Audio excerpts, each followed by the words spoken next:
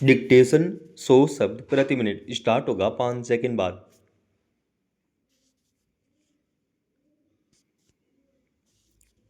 Start. देश में अवैध और अवैज्ञानिक तरीके से खनन तथा इसके पर्यावरण पारिस्थितिकी पर पड़ने वाले प्रभाव को लेकर अक्सर सवाल उठते रहे हैं। ये तर्क सही हो सकता है कि खनन गतिविधियां विकास प्रक्रिया का हिस्सा है, लेकिन क्या पर्यावरण की कीमत पर विकास की राह तलाशना उचित है? पिछले कुछ दिनों से चर्चा में रहे अरावली पर्वत श्रृंखला के मसले को लेकर यह बहस जोर पकड़ रही है कि जीवन धारा और सुरक्षा दीवार के रूप में खड़ी है, तो क्या उसका संरक्षण जरूरी नहीं है? हाल के वर्षों में अरावली क्षेत्र में खनन गतिविधियां बढ़ी है और इससे होने वाले नुकसान को लेकर उठी आवाज की अनदेखी हुई है।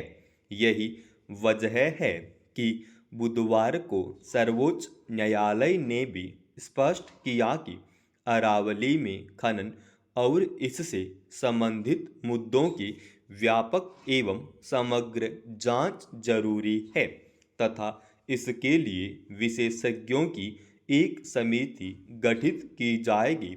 साथ ही इस बात पर जोर दिया कि अरावली क्षेत्र में अवैध खनन से पर्यावरण को अपूरणीय क्षति हो सकती है।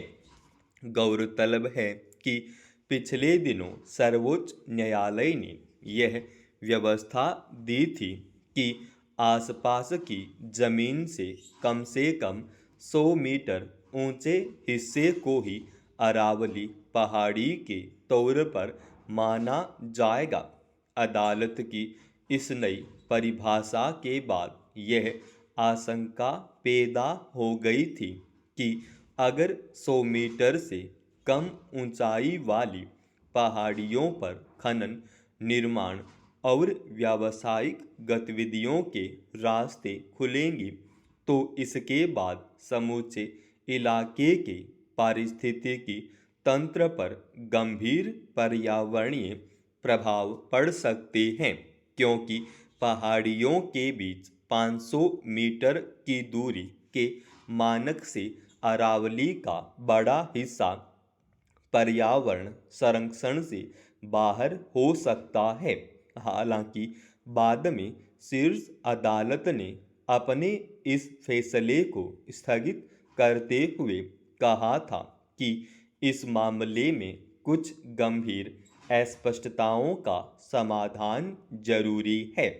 अब न्यायालय ने सरकार को 4 सप्ताह के भीतर खनन क्षेत्र के विशेषज्ञ और वैज्ञानिकों के नाम सुझाने का निर्देश दिया है, ताकि विभिन्न पहलुओं की जांच के लिए विशेषज्ञ समिति का गठन किया जा सके। मगर यह पहलू भी महत्वपूर्ण है कि विशेषज्ञों की समिति बिना किसी दबाव और निष्पक्षता से अध्ययन कर अपने सुझाव सामने रखे। इस चिंता को दूर करने के लिए शीर्ष अदालत ने स्पष्ट कहा है कि यह समिति उसके निर्देशन और निगरानी में कार्य करेगी। दरअसल राजस्थान, हरियाणा और गुजरात से लेकर दिल्ली तक के सैकड़ों किलोमीटर इलाके में फैली अरावली पर्वत श्रृंखला को उत्तर भारत में पर्यावरण को संतुलित रखने की लिहाज से एक प्राकृतिक दीवार के रूप में देखा जाता है। मगर पिछले कुछ वर्षों से अरावली क्षेत्र में जिस तरह पत्थर, रेत और अन्य संसाधनों की पूर्ति के लिए खनन गतिविधियां बढ़ी हैं, उससे इलाके की पर्यावरण पर संकट के बादल मंडराने लगे हैं। विशेषज्ञों का मानना है कि अरावली के आसपास के क्षेत्र में भूजल स्तर को सामान्य बनाए रखने, रेगिस्तान बनने से रोकने और लोगों की आजीविका बचाने के लिए इसका संरक्षण जरूरी है।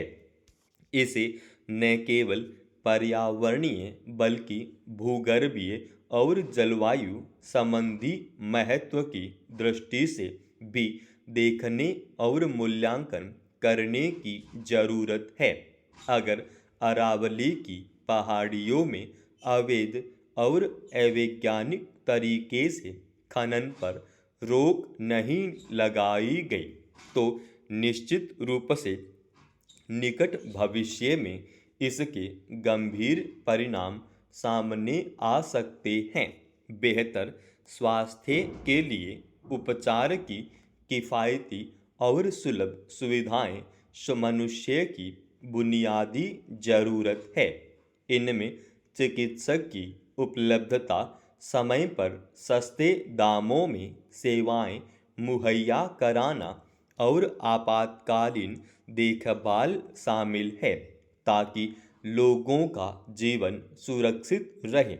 अगर व्यवस्था में इन जरूरी सुविधाओं का अभाव हो तो विकास के दावों का कोई औचित्य नहीं रह जाता है। देश की राजधानी दिल्ली की एक ऐसी ही तस्वीर सामने आई है।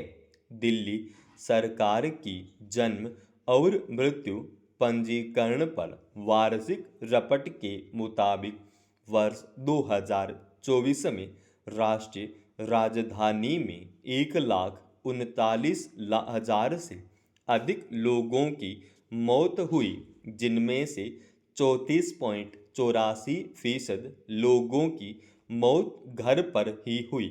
सवाल है कि आज के दौर में जब लोग मामूली तकलीफ होने पर भी अस्पताल, स्वास्थ्य केंद्रों का रुख करते हैं, तो ऐसी क्या वजह है कि इतनी बड़ी संख्या में मौत घर पर ही हो जाती है? जाहिर है इसके पीछे स्वास्थ्य सेवाओं का अभाव और आपात स्थिति में चिकित्सा सहायता समय पर न मिलना भी एक बड़ा कारण हो सकता है। इस बात पर गौर करना जरूरी है कि आने वाले दिनों में भारत के दुनिया की तीसरी अर्थव्यवस्था बन जाने के दावों के बीच अगर चिकित्सा सहायता न मिलने से लोगों की जान जा रही है तो यह पूरी व्यवस्था पर सवाल है। हैरत की बात है कि आधुनिक चिकित्सा सेवाओं का दम भरने वाली दिल्ली के लोग स्वास्थ्य को लेकर आपात परिस्थिति में खुद को असहाय महसूस करते हैं। यह अक्सर देखने में आता है कि अगर कहीं सड़क पर तबीयत ज़्यादा बिगड़ जाए तो एम्बुलेंस समय पर नहीं पहुंच पाती है। प्राथमिक उपचार के इंतज़ार में कई बार मरीज की जान चली जाती है। ऐसी खबरें भी आती रहती हैं कि किसी मरीज को अस्पताल में बिस्तर खाली नहीं होने की वजह से भर्ती नहीं किया गया, घर वापस आने पर उसकी मौत हो गई। हालांकि कुछ मामलों में लोगों में जागरूकता की कमी भी एक कारण हो सकता है, लेकिन स्वास्थ्य सेवाओं में बरती जाने वाली लापरवाही के लिए संबंधित कर्मियों और अधिकारियों की जवाबदेही तय की जानी चाहिए। समाप्त। दोस्तों, रोज़ाना ऐसे ही एडवांस डिक्टेशन के लिए चैनल को आप अभी सब्सक्राइब कीजिएगा और आज के इस डिक्टेशन का PDF फाइल हमने हमारे Telegram channel study with H P Swami पर डाल दिया है, जिसका लिंक इसी वीडियो के डिस्क्रिप्शन में डाल रखा है।